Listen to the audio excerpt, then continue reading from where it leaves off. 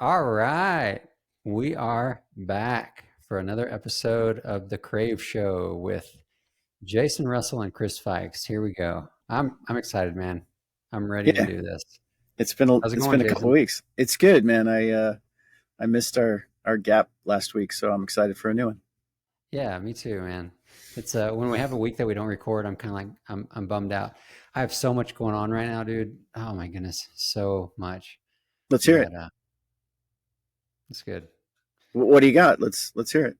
Well, one of the things is like I told you, I think I told you a couple weeks ago that I'm back in the tunnel. Yeah. So instructing and coaching and I mean the instructing first time flyers, that's part of the job. That's actually kind of enjoyable. Like I have fun with that. When customers come in and they're excited to be there at the tunnel and they're excited about getting in the wind, man, that's really enjoyable. Like that's fun. Sometimes, honestly, sometimes we have customers, we have people who it's like they're in a bad mood, they're frustrated, or they're just too cool for school, or I don't know. I just wonder, I'm like, why are you here? Why, if you don't want to do this, don't do it. Like, don't Yeah. do it, man. Like, Yeah. so that's not fun when you have people that come to iFly and I don't know, I guess somebody forced them to or something. They feel like they have to, but Mm. the people who are excited to be there and they're a little bit giddy, they're a little bit like nervous, but they're happy. Man, that's enjoyable. And then they get in the wind and they kind of, even if they don't relax completely, but they're just enjoying it. They're smiling, they're laughing, they're having a good time. Like that's so fun. One of the other instructors, I was actually driving and he had this class of like, I think it was 8 people, two groups of four. So it was like four friends, two groups of four friends. And dude, they were just like so fun. Like they were having so much fun, like laughing at each other and goofing off and enjoying being in the wind. None of them had ever flown before, and Yeah. they were having fun learning. And like we were laughing with them, we were messing with them and joking around and cutting up, and that's just so cool. And Yeah. then when I think what I enjoy the most is people who like return flyers, like people who are coming back on a regular basis and they want to get good. They want to learn, they want to progress, they want to improve their skills, and they're eager to listen. They're eager to improve and progress. That is really, really enjoyable for me. And I think I've learned that about myself over the past, I guess over the past few years, maybe 5 years or so. I've learned that coaching, and I don't mean just skydiving. I mean, even like my couple of my boys, they play soccer. And so I help coach the soccer team. And I've learned that coaching, teaching, instructing, that aspect of helping others learn and progress and get better, like I really like that. Um, I, I would like to think that I'm good at it. I try really hard to be good at it. I'm sure I've got lots of places to improve and things that I could do better, but that's enjoyable. So that's one of the things. That was a long way around getting to I'm so busy, but that's one of them. Just being back in the tunnel, um, teaching, instructing, coaching, but it's fun. I always found it interesting that the people who are drawn to those that type of a job, like the tunnel job, is really pretty interesting on a couple different levels. And just to get back to what you said about enjoying, or enjoying taking people for their first time, and they're enjoying it, and they're they're just having a good time with the new experience. I really actually enjoyed that as well. And I have a tandem rating, but I don't ever use it. Um, and I had tandem instructors tell me that that was very similar to their feeling when they took people on the first skydive, and they really enjoyed it. And I filmed a lot of tandems, and it didn't seem like the same thing to me. But if you think about the instructing job, that's an interesting mix of you're taking responsibility for someone else's safety, you're Mm-hmm. helping somebody else have a good time, you're teaching. Like there's a few different sort of hats that you put on when you go into that role. Um, and it's just an interesting combination. And I think one of the one of the things that you said stands out as, there's a why behind it. Why do you like taking someone else's safety in your hands for a minute at a time, or why do you enjoy the the coaching aspect of it, and I've thought about that a lot, and because I enjoyed it as well. And I think you said it, it's helping other people, and that makes makes me feel pretty good. And there's a, I'm going a long way around, but there's also a really interesting split, I think, in the people who do those coaching jobs, or assume that role of coach. And there's some people that I think it's a very different reason that they like to coach people, and it's more to do with like puffing up, or showing off to people, or being in charge of people, and it's a totally different motivation. And I guess I'm painting it in not a great light, because I don't feel that great about it when I feel that's the motivation that people have. And I really prefer when you just want to help people get better, and you want to help them have a good time and be safe. And that seems like a better motivation, I hope, for taking those kinds of roles. But I'm Yeah. glad. And maybe I think you just hit on why it's those when there's people that come in to iFly that don't want to be there, don't want to learn for whatever reason, it doesn't matter. But maybe that's why it's like that's not enjoyable for me. Not because they're mean or rude or bad people. That no, that doesn't have anything. It's not that. It's just when there's someone who wants to listen to you and wants to learn and you get to help them get better and they're Yeah, excited that you're trying to help them, like, dude, that's cool. That's cool. yeah, yeah, for sure. And I, I don't know if it's narcissistic to say this, but I feel like when I get into something new, I try to be that way.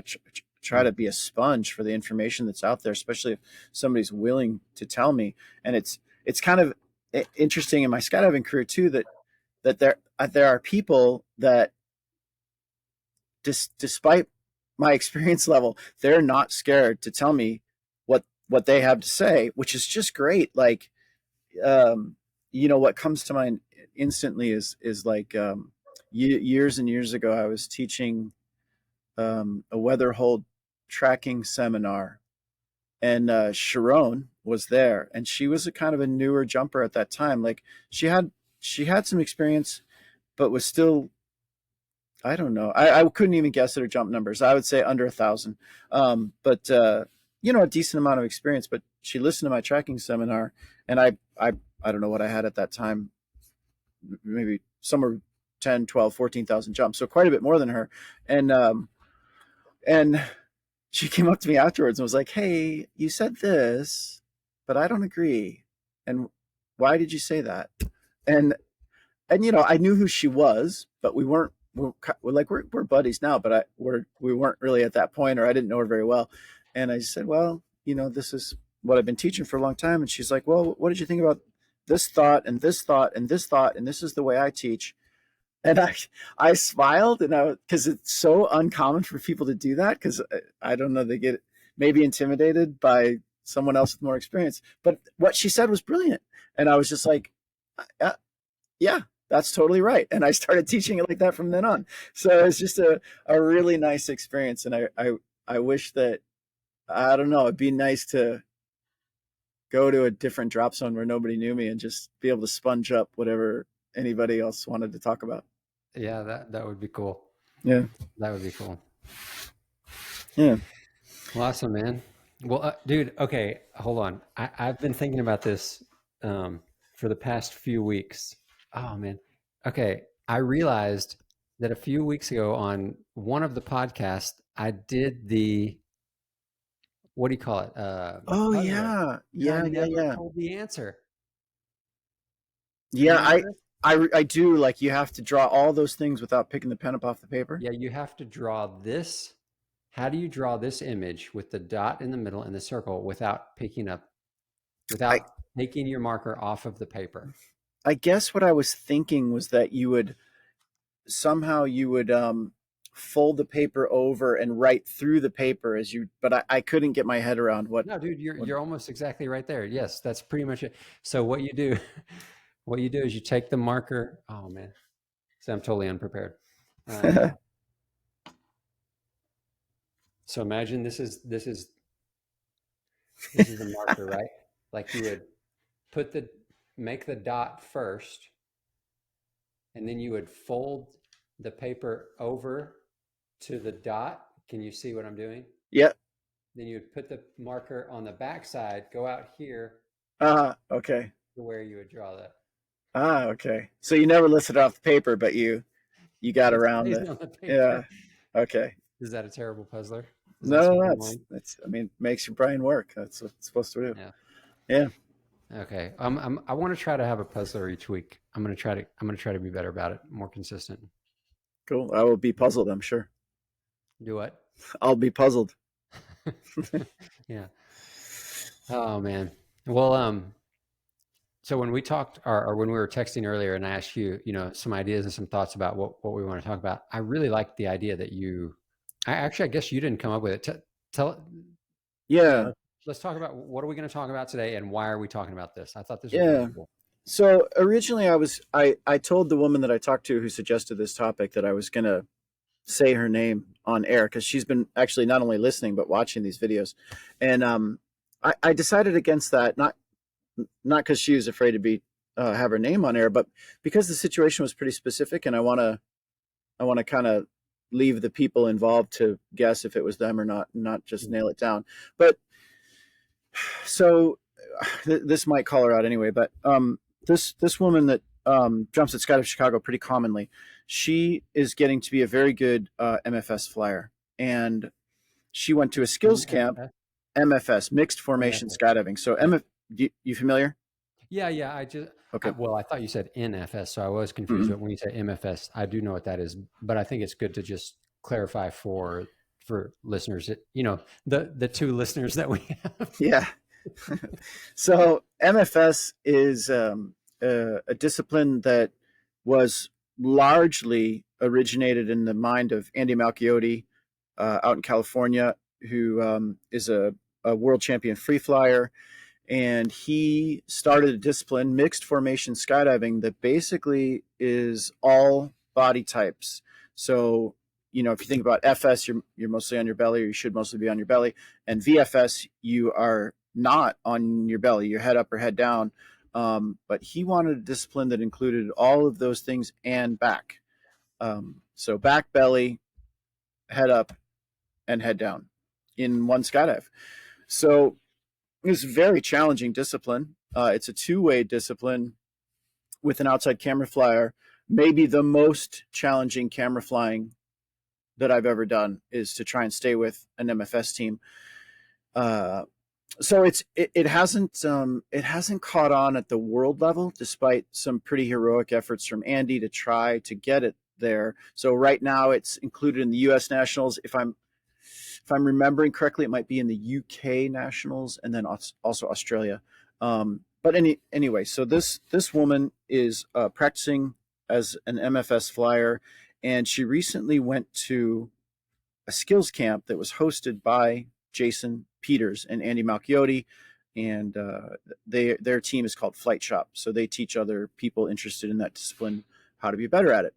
And Okay, real quick. I don't yeah, want to get you too sidetracked, but why is that the most difficult thing to video that you've ever? What makes it so hard? well, the the fall rate changes are pretty crazy. Like if you imagine a head down jump that just slams onto their belly, from one point to the next, and then back to vertical, and then a back and belly mixed point, and then back to vertical, and your flyers aren't necessarily staying on heading. And so you're transitioning between a head up on level video position that probably involves head up carving, and then the next moment you need to be up above them filming back and belly points, and then you need to be back on level in a head up orientation. And so it's just really challenging. I mean, even much more in my opinion than VFS camera flying, which is a incredible step up from filming FS. So I don't think, like, I never did the two-way artistic filming where you're kind of part of the routine. Hmm. But this, again, MFS seems much more challenging. Less Okay. like the two-way free fly is kind of choreographed and you know what's coming. And Hmm. even though you know in MFS, like the timing isn't guaranteed. And um, so So it's very challenging. so the MFS will go from like you got two people head down to all of a sudden they're bellying out. Yeah, I mean, in the open class, there's all body types are open. So yeah, Okay. you have these drastic fall rate changes, heading changes. You're carving a bigger circle than they're carving. It's just it's a tough. I did a year of as a pickup team with my teammates Chip and Sam, and they didn't do any training, and they just asked. I think it was at Rayford, and I was there for VFS, and they said, "Hey, can you film us?" Yeah, sure. And man, it was super fun, but Hmm. like pushing your limits as far as Hmm. flying skills. So Hmm. that was cool too. Interesting. Um, yeah. Okay. So this woman is attending a camp, and she's getting to the point where, if you practice one thing within skydiving, in my opinion, you spend a couple years on it, 2 or 3 years, and you stick with it, and you get coaching, you are you're getting to be in a lot of disciplines something of a subject matter expert. And it doesn't mean that you're necessarily the best in the world, but especially if you start getting coaching from somebody or anybody more experienced than you, you're really picking up a lot of information. So when you interact with like a day-to-day jumper, you have a much better grasp of the minutia of that discipline. Hmm. And it doesn't mean you know everything about every discipline, but for your specific one, you're getting pretty good. And they've been at it for 3 or 4 years now, and getting coaching and competing at nationals and blah blah blah. So she had this experience where a fill-in camera flyer for Flight Shop was trying to tell her, you must do the exit this way, Hmm. and she said, no, that's not how we do it. And he's like, no, no, no, this is how you do it. And that guy was, he's not on Flight Shop, but he was kind of the de facto coach. They had hired him.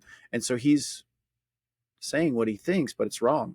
Yeah. But I And mean, he was trying to be helpful. yeah, trying to be helpful. And she, to be fair, this woman is a little bit on the shyer side, not super outspoken until you get to know her pretty well. So eventually, I think she said she disagreed with him twice, and then, all right, I'm going to do it your way, even though I know it's Hmm. wrong, because I don't want to get into this confrontation. Hmm. Um, and to his credit, they came down, and it was totally wrong, and he just said, you know what, I think I'm just going to keep my mouth shut because that was bad. And Well, hey, yeah, props to that guy. yeah, I mean, at Seriously, least he owned up to that's it. pretty good. Yeah. So she's been listening to our podcast, and she had that experience, and she said, "Hey, JRuss, I'm curious if you guys would talk about this Dunning Kruger effect. Is sort of a studied effect in, I guess, the psychological or social science realms. And if I'm getting it right in a nutshell, it is a person who doesn't have the skills or knowledge to necessarily do a certain task or job, but because of their very limited skills or knowledge, they feel like they're much more qualified than they are. And I was familiar with the idea just a tiny bit when she said it. I think I had heard it before, and then I looked it up just to try to be prepared, and it's on my web browser right now. And specifically, I got a little bit more fleshed out picture of it. But what I was actually thinking in the conversation that happened with her revolved around that, like, how does it affect skydiving and how does it affect coaches?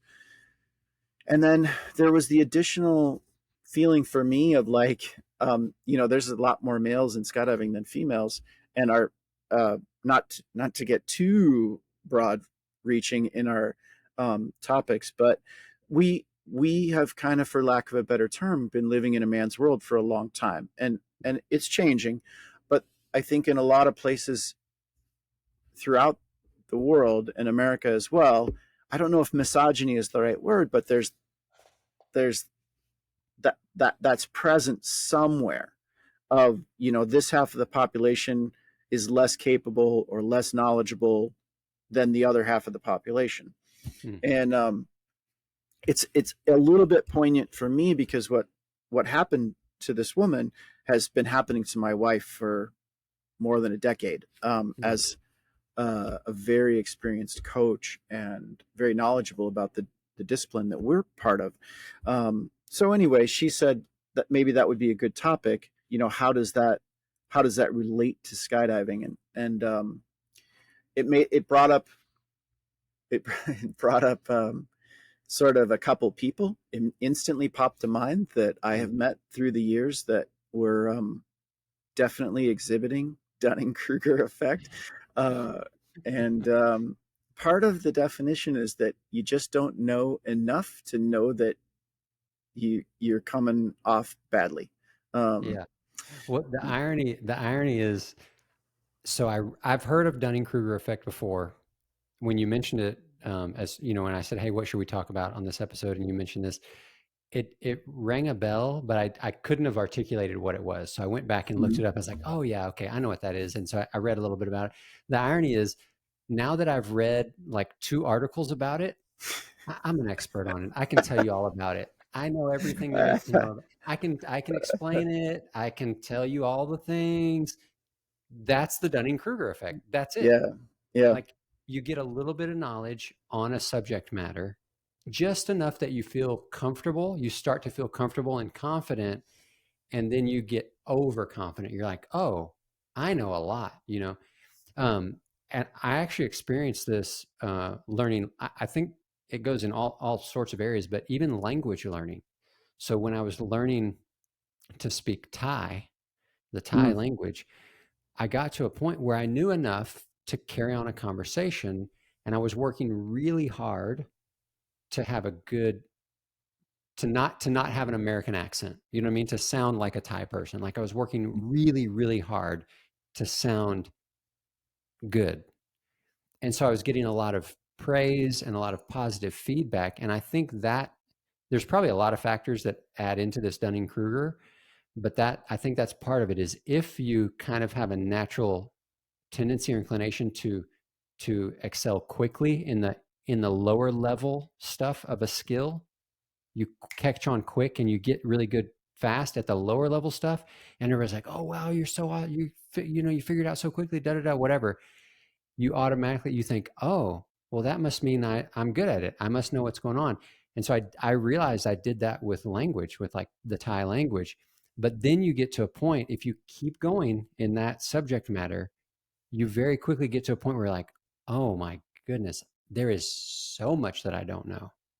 Like, yeah, you begin to realize that how much you don't know.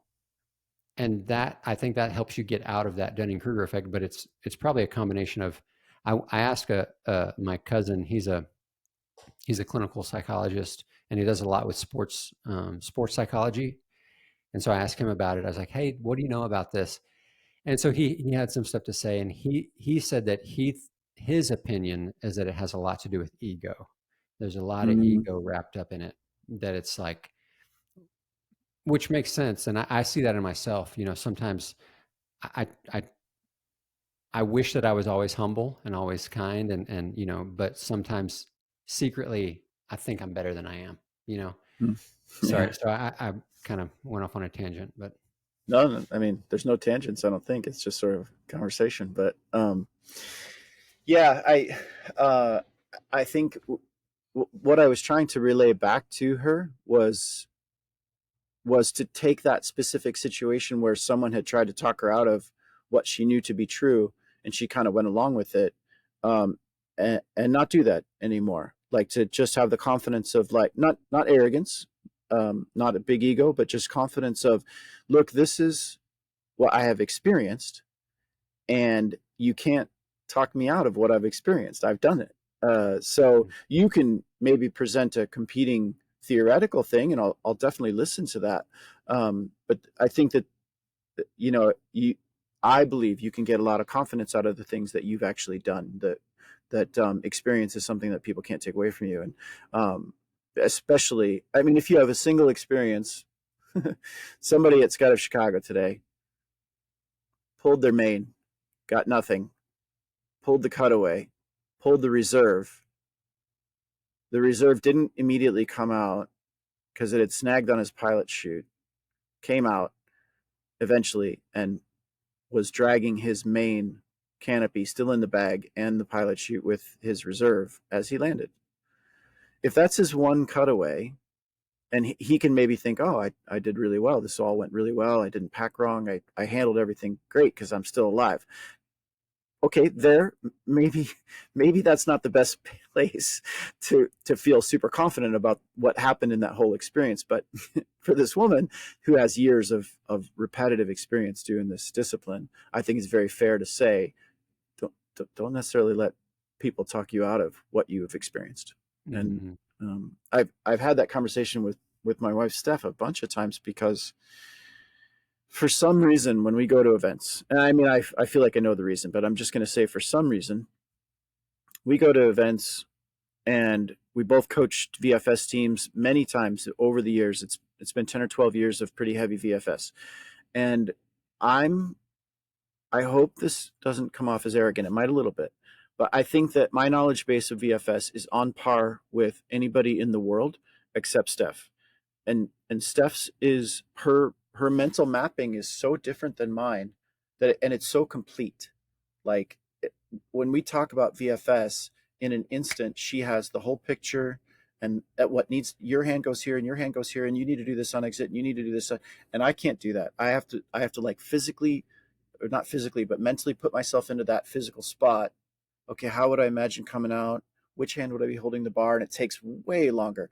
Mm-hmm. And I've never met anybody that I think equals, or for sure doesn't beat, her technical knowledge. But when we coach teams, my teams listen to me, and I get no talk back. Mm. And she has fired a couple of teams of all guys who decide they're just not going to listen to what she has to say. Huh. And in particular one, she's still a little bit bitter about when, like, when they're at the competition and we're there. That's the only time I hear her say we're kicking their ass. And for some reason I cannot hear Steph saying that, but yeah, every it's funny that the people who know both of us not very well, they just look at us, they're like, man, JRuss, shaved head and tattoos, and whew.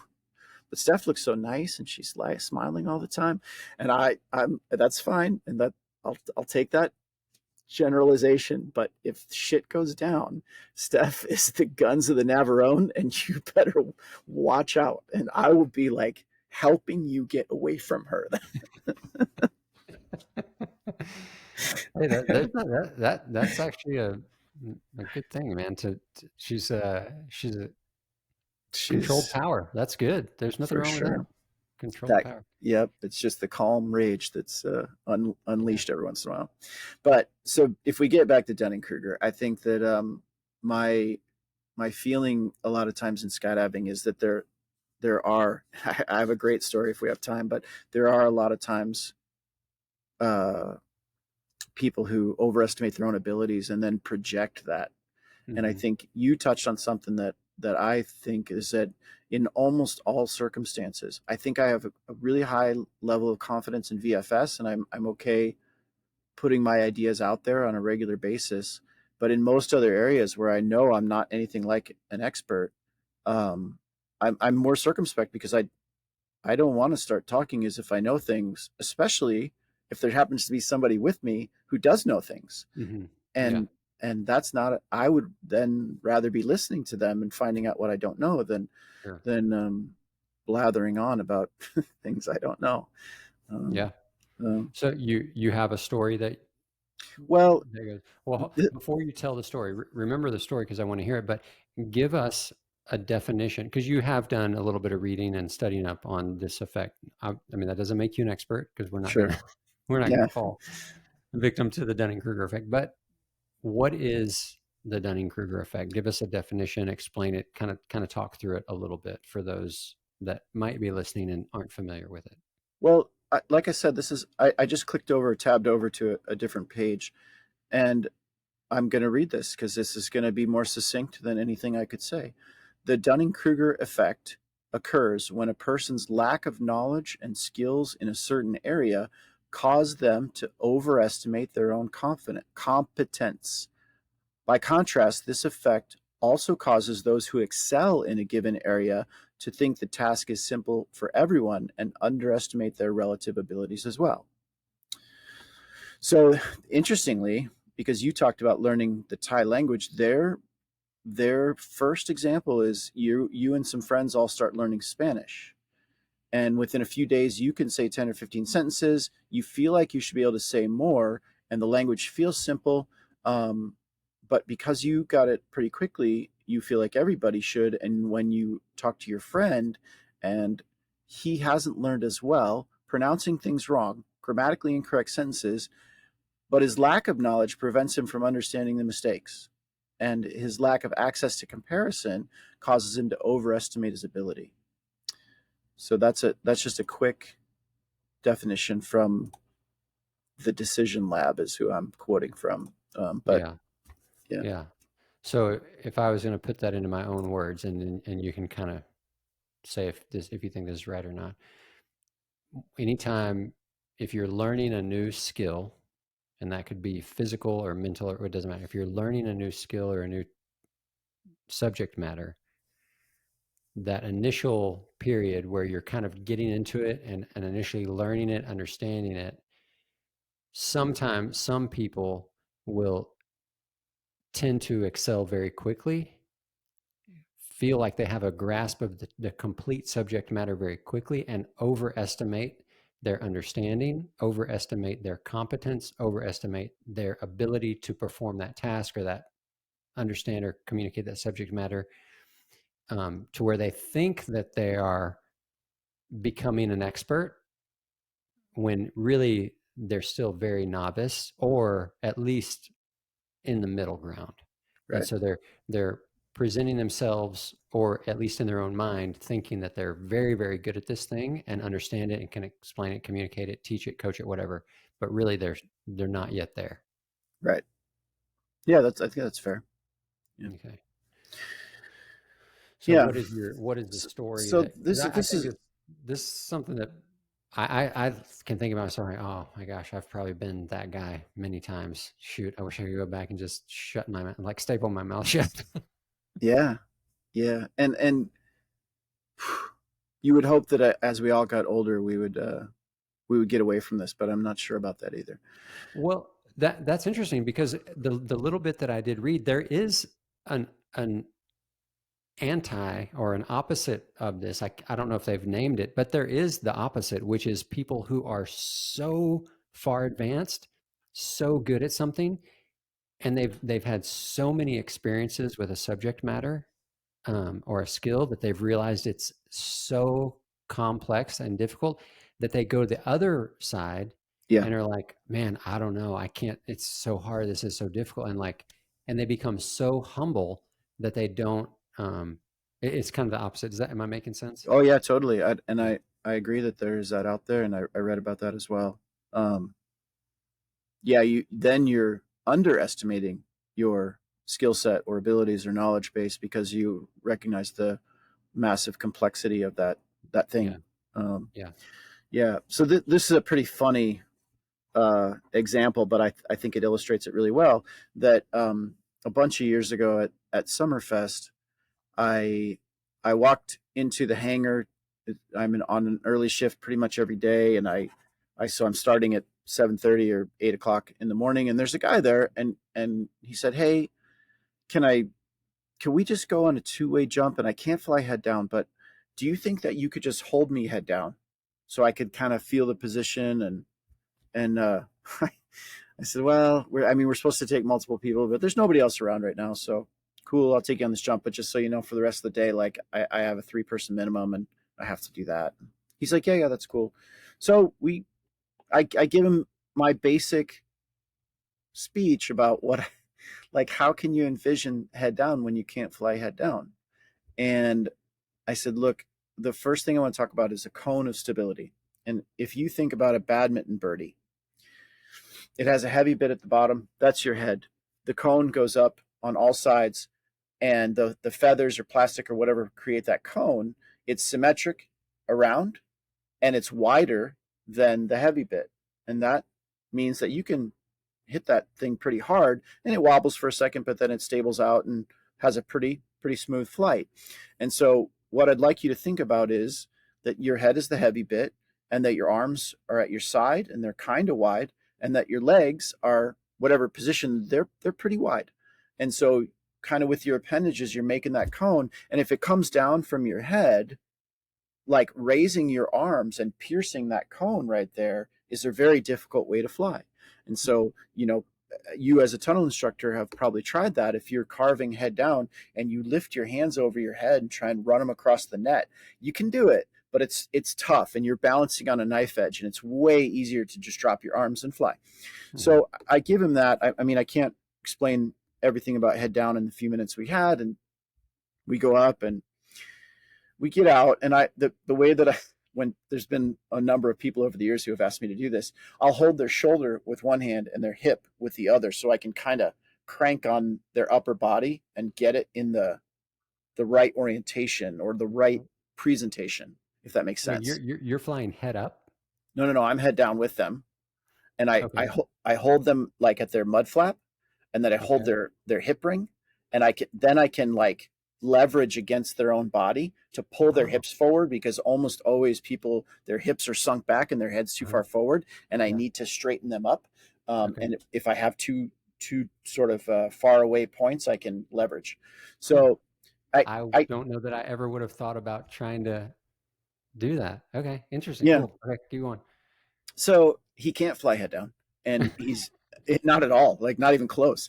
And he's just like ragdolling with his arms, and I mean, we flew it for probably 30 seconds because it's just one little guy, and I can hold him where I You want. manhandled him. Yeah, and his head's bobbling around like a little bobblehead, and like all the stuff that if I had an hour before we went to fly, I might have been able to remind him of all this stuff. But I'm just laughing and holding him. Yeah. Finally, I know we're getting close to break off, and I just give him a little shove away from me and let go, and onto his back, and he can't even get into a sit. I break off, and okay, cool. That's our skydive, and I come down and give him a couple of pointers and go about my day. And I don't see him again. And then the next morning I show up early, and I'm on the first load with whatever group I'm taking. And I go into the loading area, and he's standing in front of a pretty girl. And Oh, I nice. walk up and I hear him say, "I want you to think of your head as the heavy part of the badminton birdie."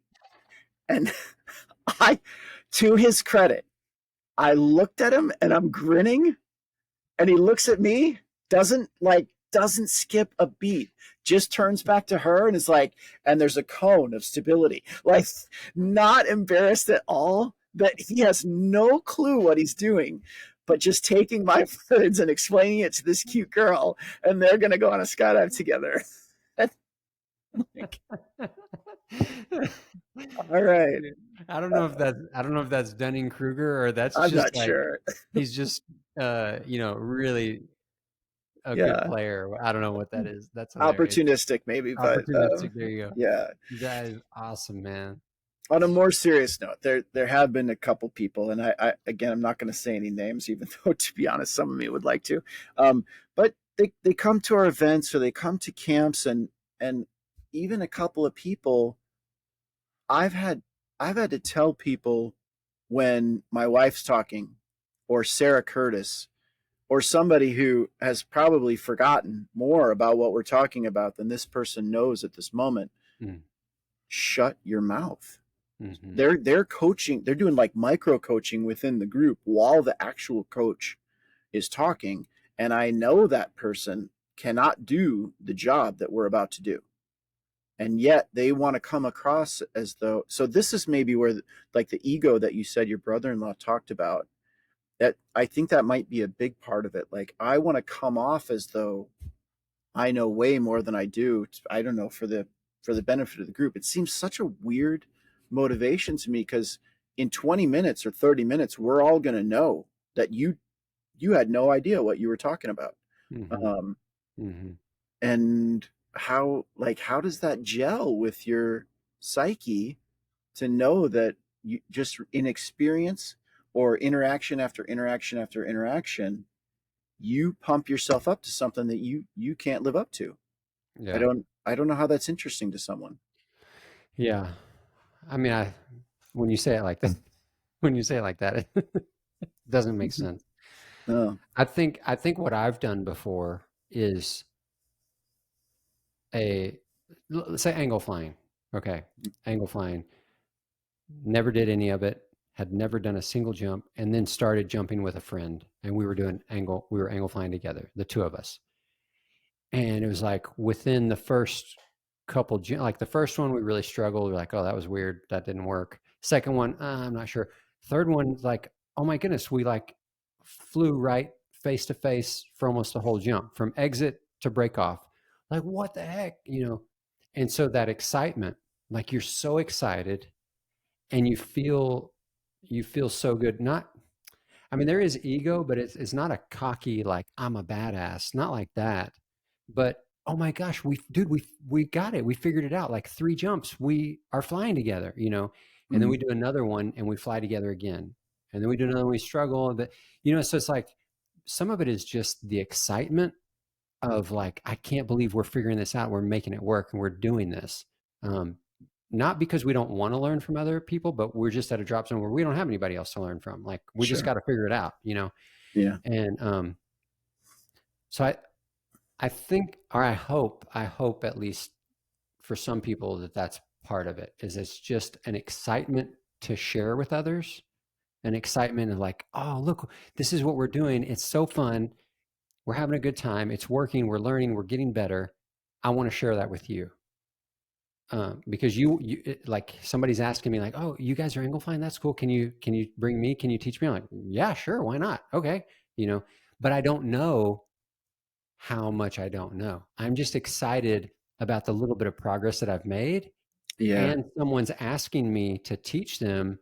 So those things kind of add together to create this problem where it's like, okay, hold on a second. You don't really know anything of what you're doing, and especially don't know the dangers, you know. Does that make sense? Oh yeah, totally. Man, I had a couple thoughts while you were talking, but carry on. Like yeah. Well, I mean, that's kind of it. Go ahead. Well, I just was thinking that there has like I think what I said about the guy that pumps himself up constantly, and then we see that he doesn't have the skill set, but then he moves on to a new victim and pumps himself up again.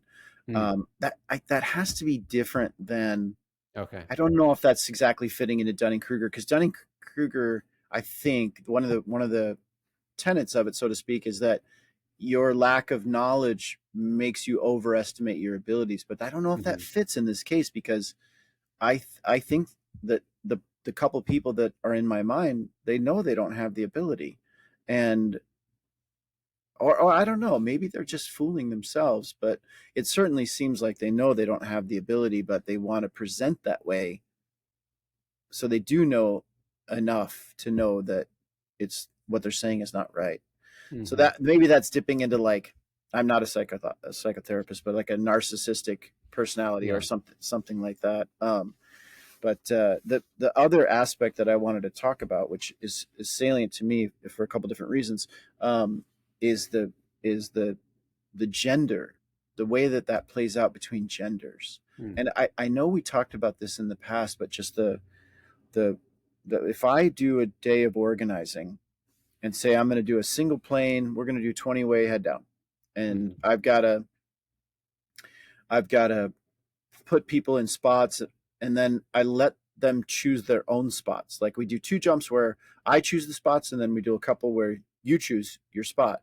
And I'll give a little speech in there like, hey, if you don't, if you can't do a first stinger slot, maybe now's not the time to do it, because there's 19 other people who aren't going to really get the formation they want because you can't do your slot, or at least let's say five or six, because you don't dock there, you're not there, they can't do anything.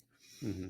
And yet people will take that slot. But I think when I say that, it's men take that slot knowing Mm. that they can't do it, and women who I know can do it are okay stepping back. Well, he really wants that slot, and I don't think he can do it, but I'm just going to be a last last stinger. Yeah. And in fact, there is a woman who doesn't skydive too much anymore, but I'll call her out because she's a tremendous flyer, Kathy O'Sullivan, who I had in one of my camps, and I had to say, Kathy, you are a first stinger.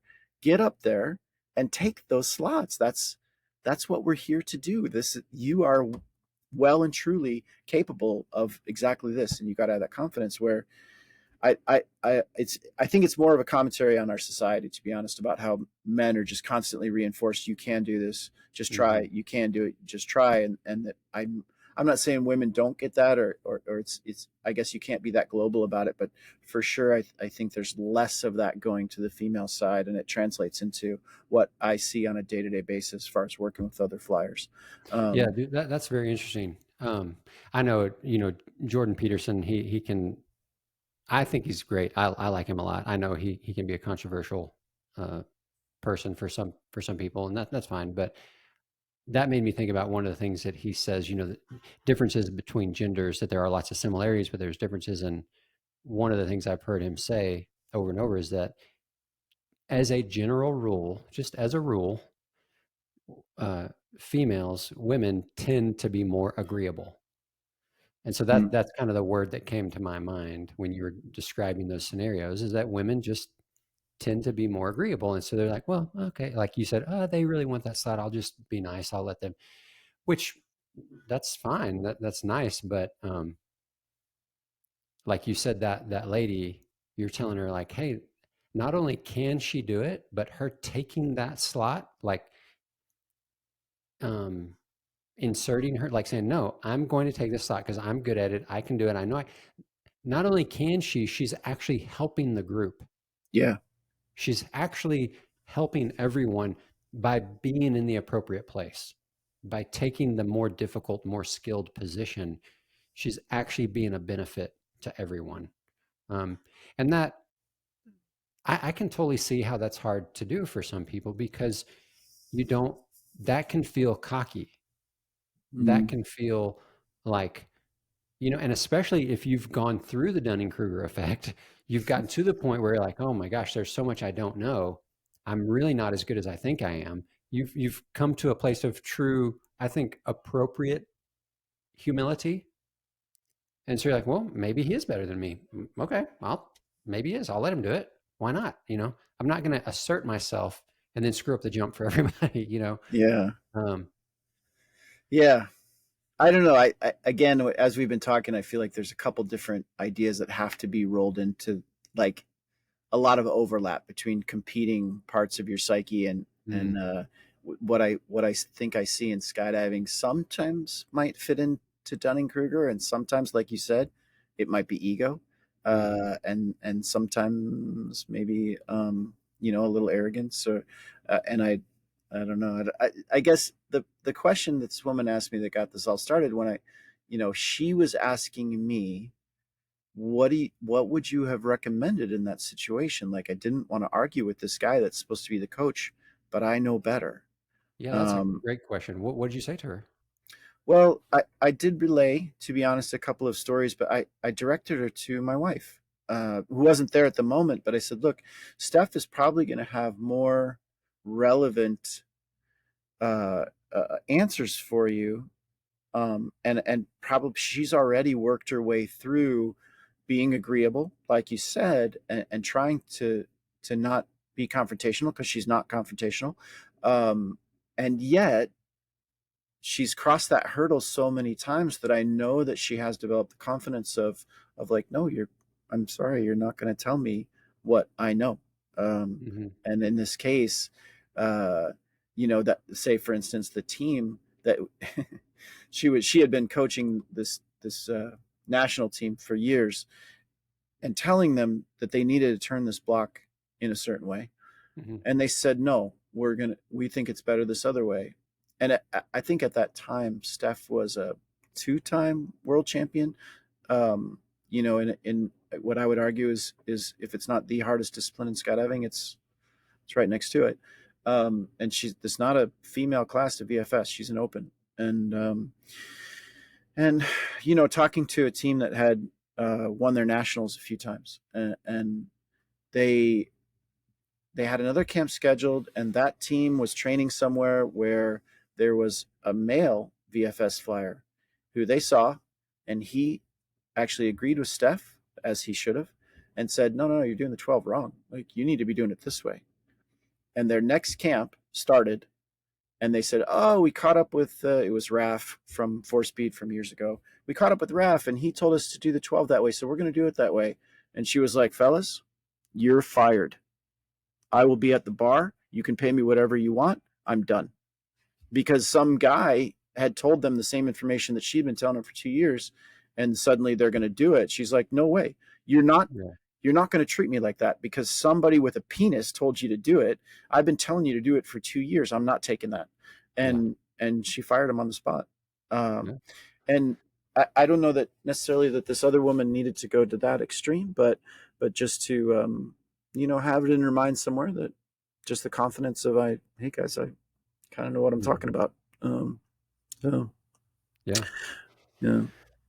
Well, I think it might be helpful for us to talk real quick to um, why is it other than like that? I mean, we see why it's problematic in those scenarios, but from more of a safety standpoint, from a like just fun jumpers in general around the drop zone, like Mm, day to day, week to week, month to month, I think that's where it's the most dangerous, right? yeah. Like, why is that? Why is that dangerous? Let's talk about that for a second. What can we do to kind of um, maybe just being aware is enough, but how can we help Well, not be like that? I think the story that you just relayed about angle flying is a super important one for people to hear. Honestly, whether you meant it as the message that it is, but if we can circle back to the things that you said, like it was just me and a buddy. We know Mhm. this angle flying is a thing. Hey, let's go try it. We're pretty good flyers. Let's give it a go. And after a couple of jumps, you do, and you are angle flying, and so that means you're covering a lot of distance and all the complications that can sort of hold hands with that. And the other thing that you said, I was at a drop zone that just didn't have anybody to teach us, and so I think coupling those two ideas together, say I'm at Sky Chicago, you're at Spaceland. Both of those are relatively large drop zones that have resources available immediately if you need them. And there's somebody like you now or like me at Scottish Chicago, and if newer jumpers, I go out of my way to know our newer jumpers and make sure that they feel comfortable asking questions, so that if there's something they're unsure about, they can get some kind of information, some kind of guidance about what they're about to do. But in a small drop zone where that doesn't exist, I think what would be very important is for people to hear the story you just told, that I was excited about it. I managed to do it. Other people started asking me immediately, and I'm telling them how to do it, but I'm not even aware of what I don't know. And if you can get that message across to people that, like, hey, there's a lot out there. There's a lot. I mean, in skydiving or anything else that you're endeavoring towards, there's a lot out there. And if you're just dipping your toe in the water, especially in skydiving, there are so many things that we know that were paid in blood. They that Mhm. somebody messed up, and now we have this rule or this piece of equipment or whatever, but somebody died to get us there. And I don't know that always younger jumpers understand that Mhm. sort of implication of there's a why behind what we're doing. Mhm. And I didn't really mean, I honestly didn't mean this to be a plug for Krāv, even though we're on Krāv, but that is a resource that could be available to anybody at any time about so many different things within skydiving that normally you just can't have. Mhm. You don't have a Pete Allen and a Sharon and a JRuss, and you don't have all of these people at one drop Mhm. zone. One drop zone can't support all of us. So of course we're all in different places, and that means that our knowledge base is in those other places, but you have compiled those bits of knowledge into a library that people can access from and literally anywhere on earth. So that I think is another a great reason that I hope that the Crave thing really catches on, so that all of those, actually all of the mistakes that have gotten us to the knowledge base that we have, and the people that paid heavily for their Mm. mistakes, that information can be passed forward so that other people can have the fun side without necessarily the penalties. Um, Yeah. yeah. What about just slowing down? Mm. As a person I don't do well with that, and I can say that I coach that a lot to teams. Guys, the best thing you can do right now is slow down. For fun jumpers who are talented, it's just hard to tell some people that. Some people hear it. I To be fair, I don't know if I heard it. Oh, it's I so hard mean, for me to yeah. slow down. Yeah. Some of the stuff that you were saying just a second ago as you were talking through that made me think of a couple weeks ago. We had a boogie at San Marcos, and we had a bunch of organizers there, and I was organizing different stuff. But one of the organizers was his name's Jack. What is his last name? He he lives Does he he lives have in Washington State. He's got flowing curly hair? yes. What's Yeah, Jack's I last know name? Jack. Wingsuiter. Such an awesome Yeah, yeah, guy. yeah. He's a Like great guy. such a great guy. I work with him on contracts, and But so I Jack. know I mean, exactly what you're talking about. Yeah, he is he's a really he's a good man. yeah. Um, so this was me and a few people. We were going to do a jump. It was just a fun. We were doing something kind of a little bit crazy, not too wild, but we were just doing something fun. And Jack overheard us talking, and one of the guys on the jump was a wingsuiter, and so we were trying to do this kind of like hybrid jump. Doesn't matter. And Jack just kind of in a very kind, very awesome way, just like, hey, I heard what you guys were saying. What are you doing? Like because he was on the same jump and he's organizing, and he listened what we were trying to do, and then he gave us some really good feedback. And he was almost exactly what we were saying, just talking about like the things that he's learned himself and from other people who have paid dearly for these things and just the dangers that exist. And he was really cautioning and warning us and really trying to help us think through what we were trying to do in all aspects, which I really, really, I was so thankful for that he put himself in a little bit of an uncomfortable position to do that. That was very valuable. And then at one point he said, I'm not, I can't tell you guys not to do this. I'm not going to tell you not to. I just want you to think through. I'm trying to help you think through everything. And after he gave his spiel and the other people on the jump listened, and I stopped Jack. I like kind of not grabbed him, but I looked at him and I said, Jack, I am telling you, you can tell me don't do this. You said you can't tell. No, you can tell me don't do this, and I will listen to you. I won't do it. I need to know, like, if this is a jump we shouldn't be doing, I want you to tell me that. And he goes, no, no, no, no. I'm not saying that. He goes, I think you guys, it's okay. It's not like that. I just wanted you to think through all the things. Now that we've talked, I see that you have thought through them. You guys are planning and thinking. That's fine. He goes, I just wanted to make sure because I've seen, and that to me that is so valuable. He was very humble. He was very kind, but he was also sharing his wisdom and knowledge. And he was doing it clearly. He was doing it directly and assertively, but in a kind way. Yeah. But he also wasn't one of the other jumpers that was on the jump with, was kind of arguing and listening, but not quite listening, kind of like not arguing, and I thought it was really cool that Jack he didn't just like give up and be like, okay, fine, like, no, he kept on in a kind way. Mhm. He kept making his point, like, no, this is more important to me. It was almost like he was kind of like, I'm okay if you're upset with me. I'm okay if you don't like it, if you're uncomfortable, because I care about your safety. I care about the safety of the drop zone. I care about everybody else on the plane. I'm going to make sure that you understand for the sake of everyone. And I thought that was really nice. Um, Yeah, that's great. I mean, I've only been working with him for, I don't know, a couple of years now, and he coached actually our new camera flyer Nicole. She got a lot of wingsuit coaching from Jack, and had nothing but good things to say. Yeah, my limited experience with him, he's a great dude. But that is it can be a tough point there for anybody, because I mean, you didn't really know him, right?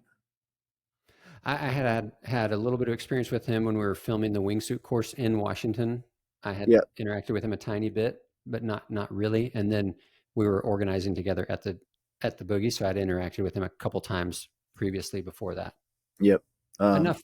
I had had, I think, enough interactions to realize that he was a sincere, caring Yeah. person, and Yeah. that helped a lot. That went a long way. I was just going to say it can be tough. Like, there's so few places that I travel to nowadays where somebody doesn't know me. Um, Mm, and it, but when you're a little bit less known and you have valid information, it's very possible you're going to put people on the defensive by saying it. But at the same time, I think especially if, someone in Jack's position, wingsuiting and I don't want to put words into him, but I'm pretty sure he's also a base jumper, and you've been around that scene long enough that a little bit of information costs you a friend, mm, and so when you look at it sort of through that filter, I'm willing to deal with your defensiveness hmm. to help you stay safe. Yeah, And even if you come away from this not liking me, I'm going to try my best to say it in a nice way. And if you're still not happy with me, I can live with that if I conveyed the information that kept you from doing something that I think may cause you harm, yeah, um, which is pretty cool. yeah. Well, um, wrap up comments, summary, conclusion. What do you, anything that you think needs to be said that we've left out? Only it's my strong hope in whoever listens to this that I don't know if knowledge of a thing, knowledge of a phenomenon, if this Dunning Kruger is pervasive in society, which it certainly seems to be, if just the knowledge of its existence and the definition of what it is can help you avoid it, I think that'd be great. Mm, Um, and I don't know exactly how to get everybody, including myself, to have an accurate self-assessment of skills and knowledge base, but man, that'd be nice. yeah. Let's see if that I can think happen. one thing that I would want to add is we all in this, I'm talking about in the skydiving world, in our community, we have an obligation to share safety information, things that we've learned about being safer. You have an obligation, a responsibility to share that information. Yep. So I would encourage people, don't let your, someone might hear this and be like, oh, I don't want to overstep my bounds. I don't want to say I'm new, I'm young, I'm inexperienced, I'm novice. And so they might hesitate. They might hold on to information because they don't want to do this thing, right? They don't want to give into this Dunning Kruger effect. Mm, yeah. My word for them and for myself, for all of us, would be when it comes to safety issues, share freely. Yeah. Don't hold Yeah. back. If you learned something on a jump, if you learned something in a tunnel, if you learned something from a coach, from somewhere that has to do with making everyone safer, please share that. You don't have to be an expert to share safety information. Yeah. I agree You with that know, 100%. Yeah. um, Yeah. that would be my word, I think, for this. Um, now, if it's skills, be a badminton thing. Yeah. Such a That's great awesome, story. man. He's I still love that around here story. sometimes too. I see him. It's I great. love it. That's so great. Yeah. That's so great. All right, man. Well, this is fun. Thanks, Jason. I Yeah. really Thanks for having enjoyed me it. again. Anybody listening, I don't know if anybody's still listening to this. We'll have it up for a while. I hope you guys are enjoying these things, the benefit to you. Like we've been saying, we really want to get to a point where we can have these conversations, cover some topics, but also provide coaching and feedback and instruction for people. We would love to do that. I mean, Mm. I think it would be fun and beneficial. Yeah, go ahead. Well, you just like the video analysis thing that we've talked about. We've gone. I think you're going in a direction of like, look, if you've got something you want to put up, and we'll talk about it, talk over your thing, coach maybe. But Steph shared with me yesterday a canopy collision and a Mm, video, and it was mm, a woman that has been coming to the women's the Project 19 record, and so probably before next week I'm gonna try and get her involved because everybody was okay. They were just a little bit banged up, Mm. but it presented a couple of very important issues as far as safe canopy flying, and she's got um, an outside view from someone on the ground, and then also an inside view from the other canopy pilot. And I'm guessing a couple of people have already seen this or have heard of it, but I'm going to try to get her to join us whenever we have that next session and see if she's willing to talk about it. I know she posted publicly on social media about it, trying to be very positive and upbeat about what could have potentially been a pretty tragic situation, but Mm. ended up working out okay. But it would be a good learning point. And probably she is in the process of getting lots of feedback about that situation, and she's going to have to filter her way through what's Mm. good and what's maybe not so good, and what are the takeaways from this. So that might be an excellent little video segment we can work towards next time. Yeah, So I I'm going think to that's try and set that up. Yeah, I think that's a great idea. Thank you, Jason. yeah, Yeah, I think that'd be beneficial for everybody.